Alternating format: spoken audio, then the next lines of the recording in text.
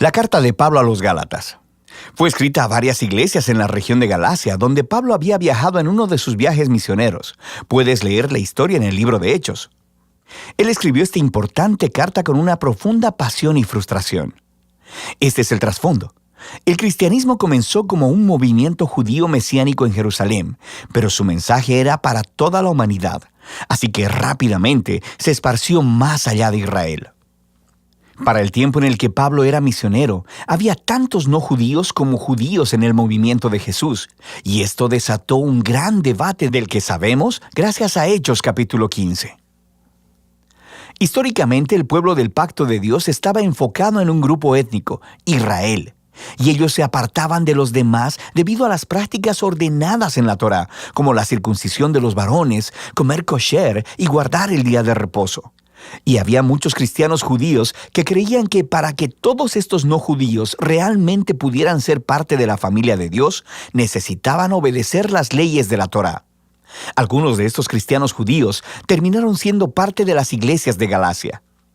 Estaban socavando la enseñanza de Pablo y demandando la circuncisión de todos los varones cristianos no judíos, y muchos lo hicieron.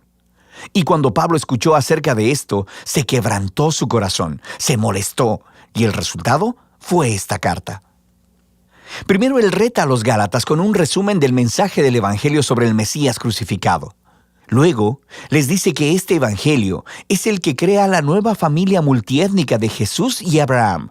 Y luego, les muestra cómo este Evangelio es lo que verdaderamente transforma a las personas por la presencia y el poder del Espíritu.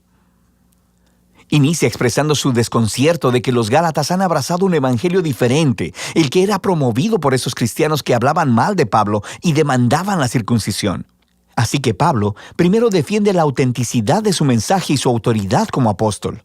Él fue comisionado por el mismísimo Jesús resucitado para ir al mundo no judío. Recuerda la historia del libro de Hechos. Pablo dice que fue posteriormente a su llamado, que fue a Jerusalén para consultar a los otros apóstoles, como Pedro o Jacobo, y fue cuando les dijo que él no requería que los cristianos no judíos se circuncidaran o comieran kosher. Ellos estuvieron completamente de acuerdo. Pero esta tensión creció. Pedro había ido a Antioquía a visitar y ver a todos estos cristianos no judíos, y estaba comiendo y compartiendo con ellos. Pero cuando algunos de estos grupos de oposición provenientes de Jerusalén llegaron a Antioquía, Pedro cedió ante la presión. Dejó de comer con esos cristianos no circuncidados y los empezó a evitar. Así que Pablo confrontó y acusó a Pedro por su hipocresía, por no permanecer fiel al Evangelio. Para Pablo, demandar que estos nuevos cristianos fueran circuncidados y observaran la Torá era un error por una variedad de razones. Primero que nada, porque es una traición al Evangelio, o en sus palabras, el hombre no es justificado por las obras de la ley, sino mediante la fe en Cristo Jesús el Mesías, y también nosotros hemos creído en Cristo Jesús.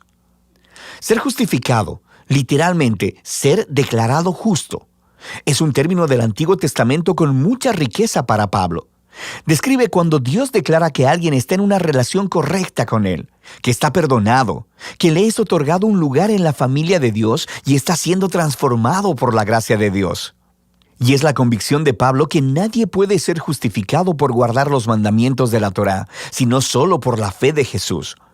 Esta es una frase densa y podría referirse a la fidelidad de Jesús al vivir y morir en nuestro lugar, o podría referirse a nuestra propia confianza y devoción a Jesús. De cualquier manera, el punto es claro. Las personas son justificadas solo a través de confiar en lo que Dios hizo por ellos a través de Jesús, no por lo que hacen ellos mismos. En el corazón del Evangelio de Pablo está esta declaración.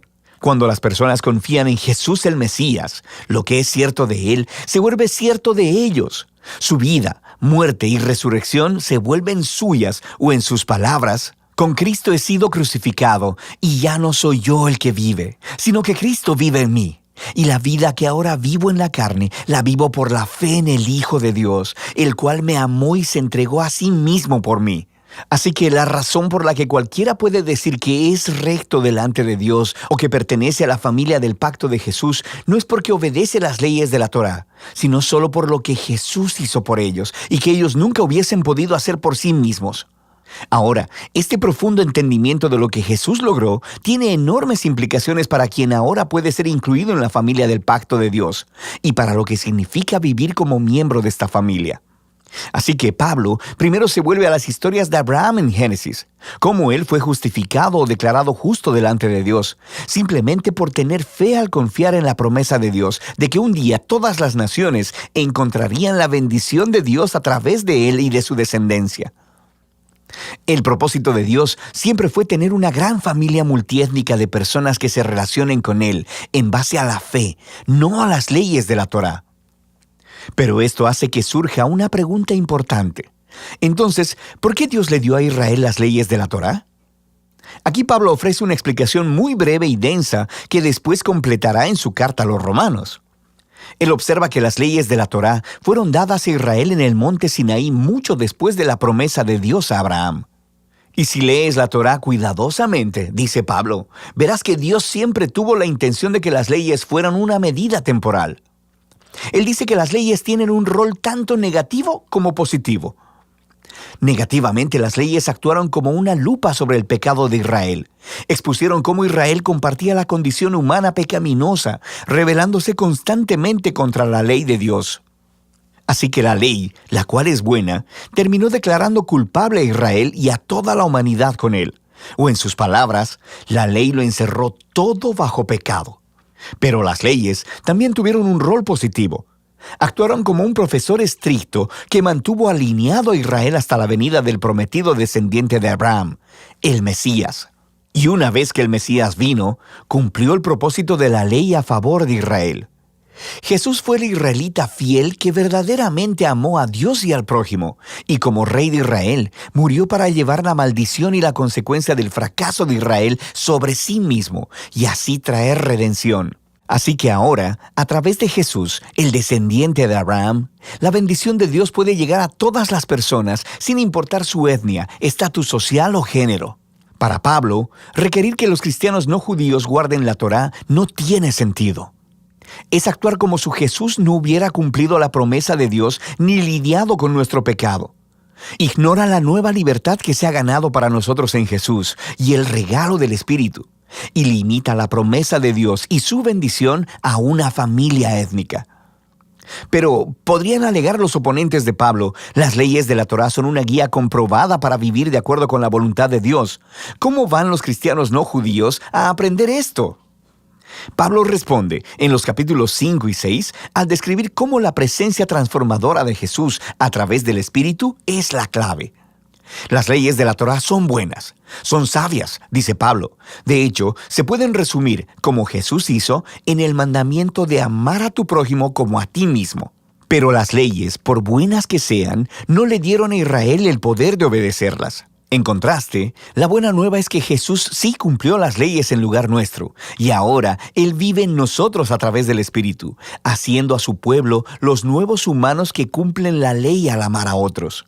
Así que Pablo continúa contrastando esta vieja y nueva humanidad. Los hábitos de la vieja humanidad son obvios. Son los comportamientos que deshumanizan a las personas, destruyen las relaciones y a comunidades completas. Y aunque las leyes de la Torá prohibieron estos comportamientos, Jesús fue quien los clavó en la cruz. Así que cuando una persona confía en Jesús y vive en dependencia del Espíritu, la vida de Jesús se convierte en la suya, produciendo lo que Pablo llama el fruto del Espíritu.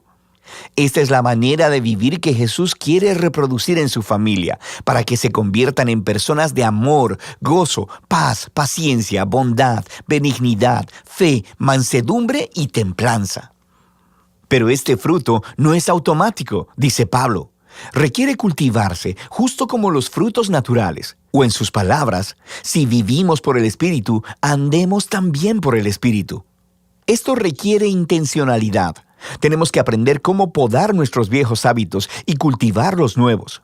Y mientras lo hacemos, nos encontramos a nosotros mismos siendo llevados por el Espíritu conforme Jesús moldea nuestras mentes y corazones y nos transforma en personas que aman a Dios y a los demás. Y de esta manera, la gente de Jesús cumple lo que Pablo llama la ley de Cristo.